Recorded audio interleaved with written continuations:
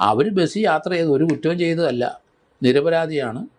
അവരുടെ പുറത്തോട്ടാണ് ഇയാൾ കുതിര കയറിയത്. ആയിക്കോട്ടെ, എൻ്റെ കുട്ടിക്ക് എനിക്കുള്ള നമസ്കാരം. ദീപക് എന്നും നമുക്കൊരു നോവായിട്ട് നമ്മുടെ മനസ്സിൽ എന്നും ഉണ്ടാവും എന്നുള്ളതാണ്. നമുക്കറിയാം, സോഷ്യൽ മീഡിയയുടെ റീച്ചിന് വേണ്ടിയിട്ട് ആ അവതാരിച്ചവൾ എന്ന് നമുക്ക് പറയാൻ പറ്റത്തുള്ളൂ. അവൾ ഒരാളുടെ ജീവനാണ് എടുത്തത്. ആ അമ്മയുടെയും അച്ഛൻ്റെയും ആ കരച്ചിൽ കാണാൻ സത്യം പറഞ്ഞാൽ താങ്ങത്തില്ല.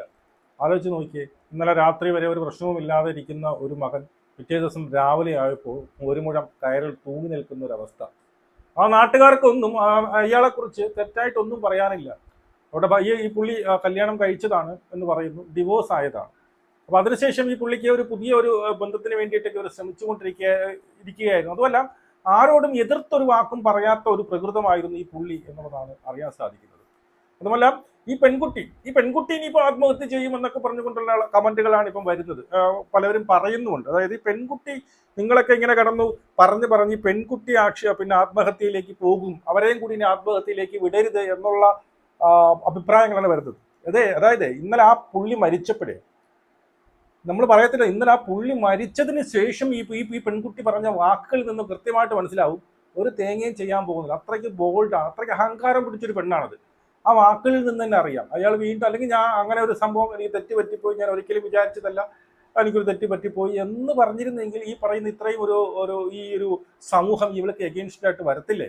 പക്ഷെ അതിന് ശേഷവും എന്താണ്, അത്രയും അഹങ്കാരത്തോടു കൂടിയാണ് ഈ പെൺകുട്ടി സംസാരിക്കുക. പെൺകുട്ടിയുടെ ഓരോ വാക്കുകളിലും ആ ഒരു അഹങ്കാരമാണ്. ഈ പുള്ളി ചെയ്തത് തന്നെ എന്നാണ് ഈ പെൺകുട്ടി പറയുന്നത്. ഞാൻ ഇവിടെ ഒന്ന് രണ്ട് കാര്യങ്ങൾ എനിക്ക് പറയാനുണ്ട്, മുഴുവനും കാണുക. ഈ പെൺകുട്ടി ഈ പറഞ്ഞതുപോലെ ഈ പെൺകുട്ടി ആദ്യം ഈ ഒരു വീഡിയോയിൽ പെൺകുട്ടി പറയുന്ന ഒരു കേസുണ്ട്. ആദ്യം എന്താ കാണിക്കുന്നത്, ഇങ്ങനെയായിരുന്നു ഷൂട്ട് ചെയ്യുന്നു. അപ്പോൾ ബാക്കിൽ ഏതോ ഒരു പെൺകുട്ടിക്ക് എന്താണ് കംഫർട്ട് അല്ലാതെ നിന്നു എന്ന് ഈ പെൺകുട്ടി പറയുന്നത്. ശരി, ഓക്കെ ആണല്ലോ. അപ്പൊ യഥാർത്ഥത്തിൽ ഈ ഒരു പുള്ളി ബാക്കിലുള്ള ഒരു പെണ്ണിനെ ശല്യപ്പെടുത്തി എന്നാണ് ഈ പെൺകുട്ടിയുടെ വാദം. അതിനുശേഷം ഒരു പെൺകുട്ടി അതായത് താൻ കാണുന്നുണ്ട് ഒരുത്തൻ ബാക്കിലിരുന്ന ഒരു പെൺകുട്ടി ശല്യപ്പെടുത്തുന്നു ആണല്ലോ. ആളുടെ ദേഹത്തേക്ക് നീ എന്തിനു തേങ്ങി പോയി? ഒരു ബാക്കിലിരുന്ന ഒരു പെൺകുട്ടിയെ ലൈംഗികമായിട്ട് എന്ത് ചെയ്യുന്നു, ശല്യപ്പെടുത്തുന്നു എന്ന് നീ കണ്ടു. ആ കണ്ട അയാളുടെ അടുത്തേക്ക് നീ എന്തിനു പോയി എന്നുള്ളൊരു ക്വസ്റ്റ്യൻ ഉണ്ട്. അതിൽ നിന്ന് തന്നെ നീ ഇത് മനഃപൂർവ്വമാണ് കൊണ്ട് ഇടിയടാ, എന്റെ മാറിൽ കൊണ്ട് ഇടിയടാ എന്ന് കാണിക്കാൻ വേണ്ടിയിട്ട് നീ മനഃപൂർവ്വമാണ് പോയത്. നിന്നെയാണ് ആദ്യമേ ഈ പറയുന്നത് അവളെ അങ്ങനെ ശല്യപ്പെടുത്തിയിരുന്നെങ്കിൽ ഒരു പരിധിയെങ്കിലും നമുക്ക് വിശ്വസിക്കാം, അല്ലേ? അപ്പൊ അതല്ല. അപ്പൊ അതുകൊണ്ട് തന്നെയാണ് പറയുന്നത്, എഡിറ്റഡ് അല്ലാത്ത നിന്റെ ഫുള്ള് ഉണ്ടല്ലോ, നീ ഇത് എഡിറ്റ് ചെയ്ത് ആദ്യം ഇങ്ങനെയെന്നു പിന്നെ ഇങ്ങനെയെന്നു പിന്നെ മറ്റേ കാണിച്ചു കൊടുത്തു, അങ്ങനെയുള്ള വീഡിയോ. അപ്പൊ നീ എഡിറ്റഡ് അല്ലാത്ത വീഡിയോ ഈ പറയുന്ന പെൺകുട്ടിയിൽ കാണാം. അതിൽ കാണാം ഇവൾ ഏത് രീതിയിലാണ് ഇയാളുടെ അടുത്തേക്ക് പോയി തൻ്റെ മാറുകൊണ്ട് ഈ പറയുന്ന പുള്ളിയുടെ ദേഹത്ത് ഇടിപ്പിച്ചത് എന്നുള്ളത്. സത്യം പറഞ്ഞു കഴിഞ്ഞാൽ ഇതൊരു സെക്ഷൽ ഹറാസ്മെന്റ് തന്നെയാണ്. പക്ഷെ ചെയ്തത് പുള്ളിയല്ല, ചെയ്തത് നീയാണ് മനഃപൂർവ്വം ആ പുള്ളിയുടെ ദേഹത്ത് കൊണ്ട് ഇടിച്ചത്. മനസ്സിലായോ? യഥാർത്ഥം പറഞ്ഞാൽ ഇവിടെ കുറ്റക്കാരി നീയാണ്. മനസ്സിലായോ? നീ എന്ത് ചെയ്യും, നീ റീലെടുക്കാൻ വേണ്ടിയിട്ട് നീ പുള്ളിയുടെ ദേഹത്ത് കൊണ്ട് നിന്റെ സെക്ഷൽ ഫ്രസ്ട്രേഷൻ തീർക്കാൻ വേണ്ടിയിട്ട് ചെന്നു എന്ന് വേണം അതിന് പറയാൻ ഉള്ളത് എന്നുള്ളതാണ്. അപ്പോൾ എന്തായാലും ആ പെൺകുട്ടിയുടെ പേരിൽ കേസ് വരുന്നുണ്ട്. കൊലക്കുറ്റത്തിന് തന്നെ കേസ് വന്നു. ഏതാണ്ട് കുറഞ്ഞത് 5 കൊല്ലമെങ്കിലും അകത്ത് കടക്കാനുള്ള വകുപ്പ് കാര്യങ്ങളൊക്കെ ഉണ്ട് എന്നുള്ളതാണ്. ഞാനിന്നിവിടെ പറയാൻ വന്നത് മറ്റൊന്നുമല്ല, നമ്മുടെ റിട്ടയർഡ് SP ഉണ്ട്, നമ്മുടെ ജോർജ് ജോസഫ് സാർ ഇപ്പോൾ ഒരു വീഡിയോ ഇട്ടിട്ടുണ്ട് കേട്ടോ. പുള്ളി അതിനകത്ത് നിന്ന് ഈ പയ്യനെ കുറ്റം പറയുകയാണ്, ഈ മരിച്ചുപോയ ഇവനെ കുറ്റം പറയുകയാണ്. നമുക്ക് ആദ്യം ആ ഒരു വീഡിയോ കാണാം. സത്യം പറഞ്ഞു കഴിഞ്ഞാൽ ഇങ്ങനെയൊക്കെ എന്ത് കണ്ട് എവിടത്തെ SP ഇങ്ങനെ ആര് SP ആക്കി എന്നുള്ളതാണ് എനിക്കറിയാം. മിനിമം ആ ഒരു വീഡിയോ എങ്കിലും കാണണം. നമുക്ക് ആദ്യം ആ പുള്ളിയുടെ ആ ഒരു വീഡിയോ ഒന്ന് കണ്ടു നോക്കാമേ. ലൈവായിട്ട് അത് സോഷ്യൽ മീഡിയ ഇട്ടപ്പം 67 IT ആയിട്ട് അട്രാക്ട് ചെയ്ത് കഴിഞ്ഞു. അത് 5 വർഷമാണ് ഫസ്റ്റ് ഒഫൻസിന് പറയുന്നത്. 1,00,000 രൂപ പിഴയും പറയുന്നുണ്ട്. ഇനി അത് എവിടെയെങ്കിലും പെൺകുട്ടി രണ്ടാമത് എവിടെയെങ്കിലും കാണിച്ചിട്ടുണ്ട്, സെക്കൻഡ് ഒഫൻസിന് ഒരു 10 വർഷം തടവ്. അവർ ബസ് യാത്ര ചെയ്ത് ഒരു കുറ്റവും ചെയ്തതല്ല, നിരപരാധിയാണ്. അവരുടെ പുറത്തോട്ടാണ് ഇയാൾ കുതിര കയറിയത്. കണ്ടോ ഇങ്ങനെ പറയുന്നുണ്ടോ? ആ പെൺകുട്ടി ബസ്സിൽ യാത്ര ചെയ്ത് ഒരു കുറ്റവും ചെയ്തിട്ടില്ല, നിരപരാധിയാണ്. ഈ പെൺകുട്ടിയുടെ പുറത്തേക്കാണ് അങ്ങേര് ആ മരിച്ചുപോയ ആ ദീപക് എന്നുള്ള പാവം മനുഷ്യനിൽ നിന്ന് കയറി എന്നാ പറയുന്നത്.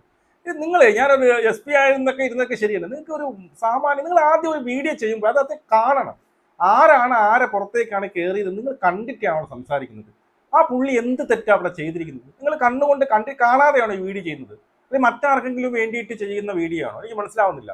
ഇതിലെവിടെയാണ് നിങ്ങൾ ആ പയ്യൻ അല്ലെങ്കിൽ ഈ പറയുന്ന ദീപക് എവിടെയാണ് അയാളെ ഈ പറയുന്ന പെൺകുട്ടിയെ സെക്സ്വലായിട്ട് ഹറാസ്മെന്റ് ചെയ്തിട്ട് താങ്കൾക്ക് തോന്നിയ പിന്നെ സ്ഥലം എവിടെയാണോ പറഞ്ഞു തരുമോ? ഇതിനകത്ത് താങ്കൾ പറഞ്ഞില്ല അങ്ങോട്ട് കയറി പയ്യനല്ല ഈ പെണ്ണ് അങ്ങോട്ട് കയറിയെന്ന് പറയാം. നമ്മളുടെ സത്യം പറഞ്ഞു കഴിഞ്ഞാൽ ലജ്ജ തോന്നുന്നു. നിങ്ങളുടെ ഈ ഒരു വീഡിയോ കണ്ടിട്ട് ലജ്ജ തോന്നുന്നു. ലാസ്യവിയസ് ആക്ട് ആണ് അയാൾ കാണിച്ചത്. അപ്പം അല്ലെങ്കിൽ ലഷ്ഫുൾ ആക്ട് നമുക്ക് പറയാം. അത് ലാസ്യവിയസ് ആക്ട് എന്ന് പറയുമ്പോൾ അതൊരു പ്രവൃത്തിയാണല്ലേ, അഡ്ജക്റ്റീവായിട്ട് നമ്മൾ കണക്കാക്കുന്നത്. ഒരു പ്രവൃത്തിക്കാണത്. നടക്കുക ഇരിക്കുക എന്നൊക്കെ നമ്മൾ പറയുന്ന പോലെ ഇയാൾ ലാസ്യവിയസ് ആക്ട് പ്രവർത്തിക്കുകയാണ്. അതൊരു അഡ്ജക്റ്റീവാണ്.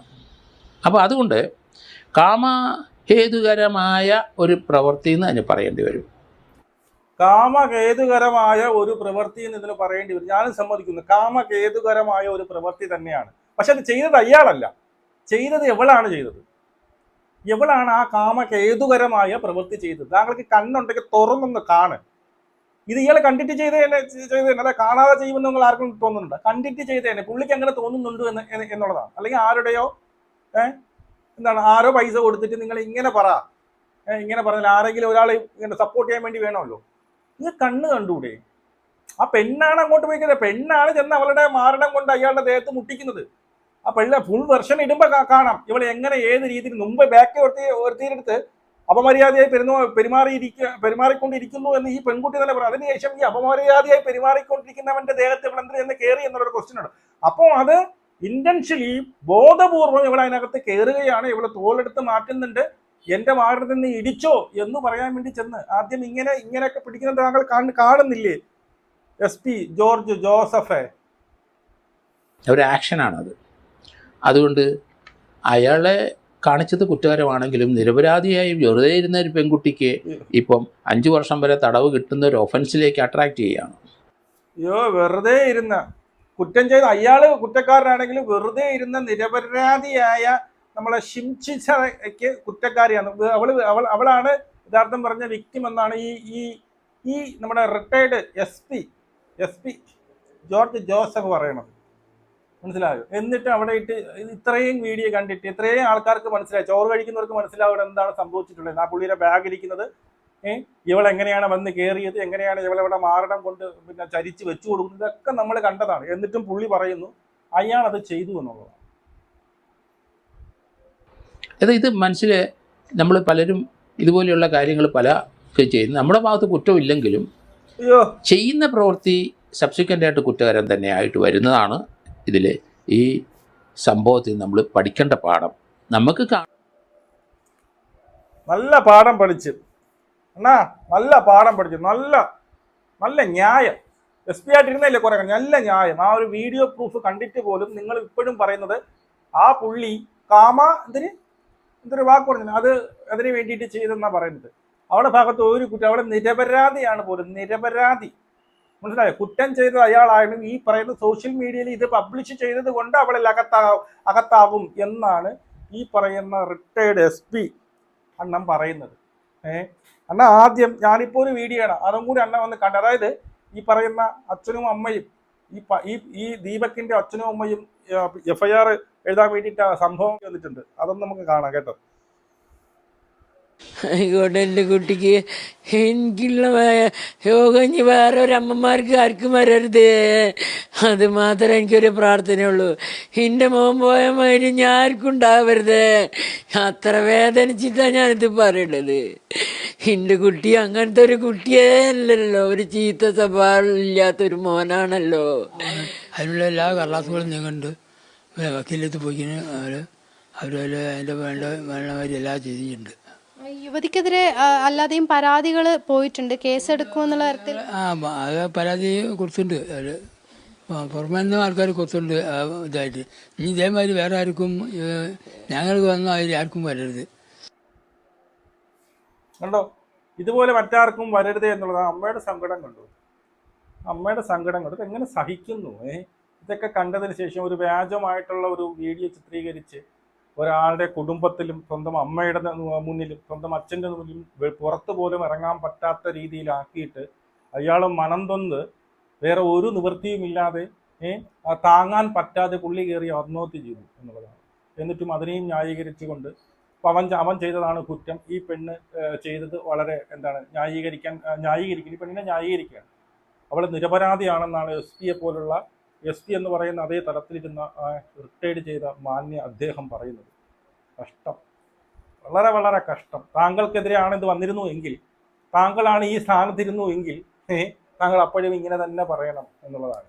അപ്പോൾ താങ്കൾക്കെതിരായിട്ട് വേറെ ആരെങ്കിലും വന്ന് ഇങ്ങനെ പറയുമ്പോൾ അത് മനസ്സിലാവും അതിൻ്റെ വേദന എന്തെന്നുള്ളത്, അല്ലേ? താങ്കൾ ഇപ്പോൾ പറഞ്ഞില്ല, ഈ ഒരു വീഡിയോ ഈ അമ്മയോ അച്ഛനോ കാണുമ്പോൾ, അവരുടെ ബന്ധുക്കളോ കാണുമ്പോൾ അവർക്ക് എന്തുമാത്രം വേദന ഉണ്ടാകും എന്നുള്ളതാണ്. കാരണം നമുക്ക് പച്ച വെളിച്ചം പോലെ എന്താണ് ആ ഒരു വീഡിയോ നമ്മുടെ ഫ്രണ്ടിൽ ഉണ്ട് എന്നുള്ളതാണ്. ആ വീഡിയോയിൽ കൃത്യമായിട്ട് കാണാൻ സാധിക്കുന്നുണ്ട് എന്താണ് സംഭവിച്ചതെന്ന്, എങ്ങനെയാണ് അവളുടെ ദേഹം കൊണ്ട് ആ പറയുന്ന മനുഷ്യന്റെ ദേഹത്തേക്ക് കൊണ്ടിരിക്കുന്നതെന്ന്, ആ ഷൂട്ട് ചെയ്യുമ്പോൾ അവളുടെ വികാരം എന്താണെന്ന്, അവൾ ചിരിച്ചുകൊണ്ട് വന്നല്ലോ, ഒരു ഇര കിട്ടിയല്ലോ എന്നുള്ള മനോഭാവത്തോടു കൂടിയാണ് അവളുടെ മുഖം. അല്ലാതെ ഒരു അന്യ പുരുഷൻ വന്ന് തൻ്റെ മാറിൽ ഇടിക്കുമ്പോൾ ഉണ്ടാകുന്ന ഭാവ വ്യത്യാസങ്ങളൊന്നും അവളിൽ ഉണ്ടായില്ല. ഇടിച്ചില്ലല്ലോ എന്നുള്ളൊരു ഭാവം ആദ്യവും, അവസാനം ഇടിച്ചപ്പോൾ ഇരയെ കിട്ടി, ഞാൻ ഉദ്ദേശിച്ചത് നടന്നു എന്നുള്ള ഭാവം മാത്രമായിരുന്നു അവളുടെ ആ മുഖത്തുള്ളത് എന്ന് വായിച്ചെടുക്കാൻ വേണ്ടിയിട്ട് വലിയ റോക്കറ്റ് സയൻസ് ഒന്നും പഠിക്കേണ്ട ആവശ്യമില്ല. സാധാരണക്കാർ അരിയാഹാരം കഴിക്കുന്നവർ മനസ്സിലാവും ഇതെന്താണ് ഉദ്ദേശമെന്നും എന്തിനു വേണ്ടിയിട്ടാണ് ഇവിടുത്തെ ചെയ്തു എന്നുള്ളത്. എന്തായാലും എന്തൊക്കെ പറഞ്ഞാലും ഇതുപോലുള്ള കുറേ എണ്ണം, എത്രയൊക്കെ അമ്മയെ കൊന്നാലും അതിന് ന്യായീകരണമായിട്ട് വരുന്ന കുറേ എണ്ണം ഉണ്ടാവും. അവർ വന്ന് ന്യായീകരിക്കും. ഈ പറയുന്ന ശ്രീലക്ഷ്മി അറക്കലെ പോലുള്ള പട്ടിയിലെ പോലും വിലയില്ലാത്തവരൊക്കെ വന്ന് ഇങ്ങനെ വന്ന് ഓരോരുത്തരും ന്യായീകരിക്കും എന്നുള്ളതാണ്. എനിക്ക് ഇത്രയേ ഉള്ളൂ. ഈ ഒരു പെൺകുട്ടി ഈ ഒരു ശവം തീനി ചെയ്തത് കാരണം നാളെ ഒരു ജെന്യൂൻ കേസ് വരുമ്പോൾ ഈ പെൺകുട്ടികൾക്ക് ആ ഒരു വീഡിയോ എടുക്കാനോ അല്ലെങ്കിൽ പോസ്റ്റ് ചെയ്യാനോ അല്ലെങ്കിൽ പ്രതികരിക്കാനോ പറ്റാത്തൊരവസ്ഥയിലേക്ക് മാറി എന്നുള്ളതാണ്. മനസ്സിലാവും? ഇതുപോലുള്ള ഫേക്ക് ആയിട്ടുള്ള പറയുന്ന ബെസ്റ്റ് ട്രെൻഡ് അങ്ങനെയുള്ള സാധനങ്ങൾ ഇട്ടിട്ട് അവസാനം ജെന്യൂൻ കേസുകൾ എന്ത് ചെയ്യും, ഇനി പുറത്തു വരാതെയാകും. അതുമല്ല, ഈ ബസ്സിനകത്ത് നടക്കുന്ന ഈ സഭാദിനെ പോലുള്ള കൃമികീടങ്ങൾ അല്ലെങ്കിൽ ഞരമ്പ് രോഗികൾ ഇനി പൂണ്ട് വിളയാടും എന്നുള്ളതുമാണ്. മനസ്സിലായോ? എന്തൊക്കെയായാലും ആ പെൺകുട്ടി അല്ലെങ്കിൽ ആ ശവന്തീനി ഇപ്പോൾ റൂമിനകത്ത് അടച്ചിരിപ്പാണെന്നാണ് അറിവ്. ചുറ്റും ബന്ധുക്കളൊക്കെ കാണുകയാണെങ്കിൽ തൂങ്ങിക്കളഞ്ഞല്ലോ എന്നുള്ളതാണ്. ഞാൻ കൂടുതലൊന്നും പറയുന്നത്, അഭിപ്രായങ്ങൾ കമന്റ് അറിയപ്പെടുന്ന നമുക്ക് വീണ്ടും കാണാം. ശരി.